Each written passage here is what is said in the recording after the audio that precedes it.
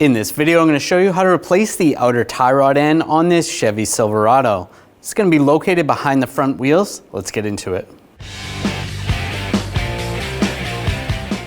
We're going to remove the front wheel. We want to take the center cap off. I'm just going to use a rag so I don't scratch the wheel using a straight blade screwdriver.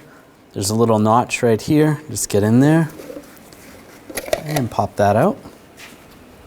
Using a 22mm socket, take the lug nuts off.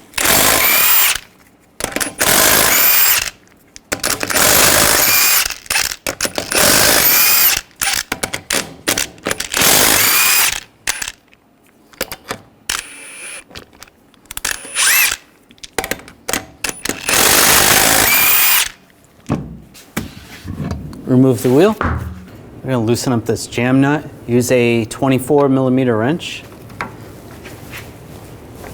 Loosen that up. I'm going to use a wire brush. This is a little bit rusty. If yours is fine, you can skip this step. Just clean up some of the rust.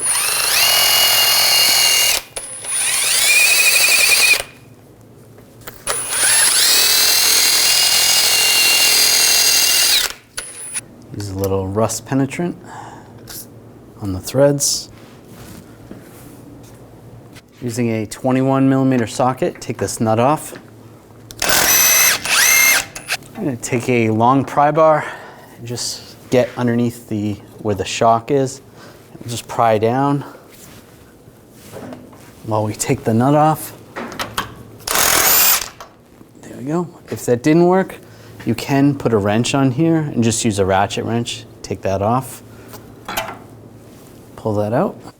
Now we're going to separate the tie rod from the knuckle. I'm just going to use a hammer, give it a tap on the bottom. There is different front end tools you could use. You can use a puller that will attach up there and just push it out.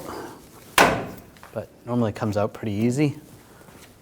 Now we're going to unscrew the tie rod and just count the threads. So 1, 2, 3, 4, 5, 6, 7, 8, 9, 10, 11, 12, 13, 14, 15, 16, 17, 18. So write that number down somewhere. Now take the outer tie rod and get that started. Make sure you count your threads. So 1, 2, 3, 4, 5, 6, 7, 8, 9, 10, 11, 12, 13, 14, 15, 16, 17, 18. Just go to whatever that number is that you wrote down. Move the jam nut down.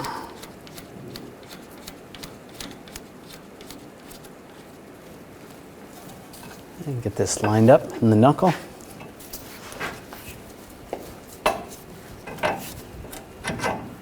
Push that down. Now put the nut on. And we're going to use the pry bar underneath the shock. Pry this down so the stud doesn't spin.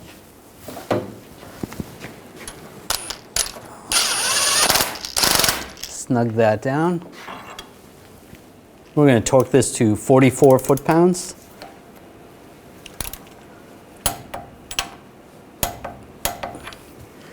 Then you want to put the cotter pin in. If the castle nut's not lined up with the cotter pin, you want to tighten it a little more. You never want to loosen it. So even though you already torqued it, just go a little tighter until that lines up. That's good right there. I'll take the cotter pin, go through the hole. Just use some side cutters.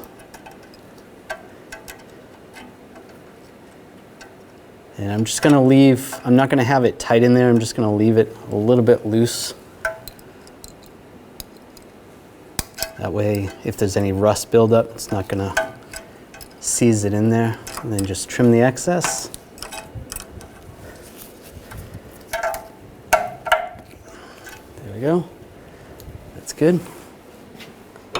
Now we're going to tighten down the jam nut. Snug that down good. If you have a torque wrench that you can get on there, you want to torque that to 55 foot-pounds. Now install the wheel. Put the lug nuts on.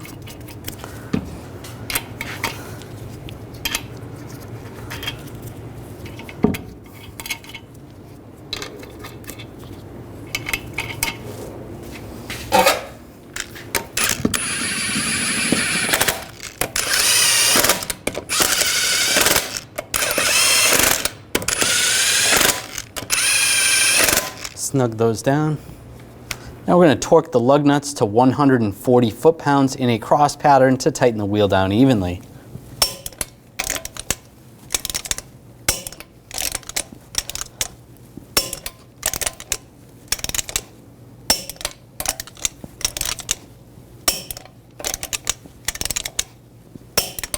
Just go around again, double check.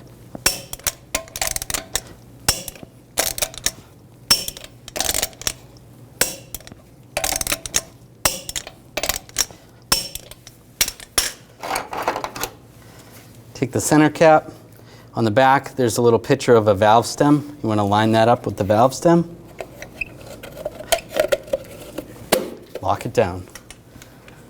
That was a quick and easy job. Now you're good to go. After finishing this installation, it's important to have an alignment done on your vehicle. When only the best will do, demand TRQ. The only company that lets you view before you do.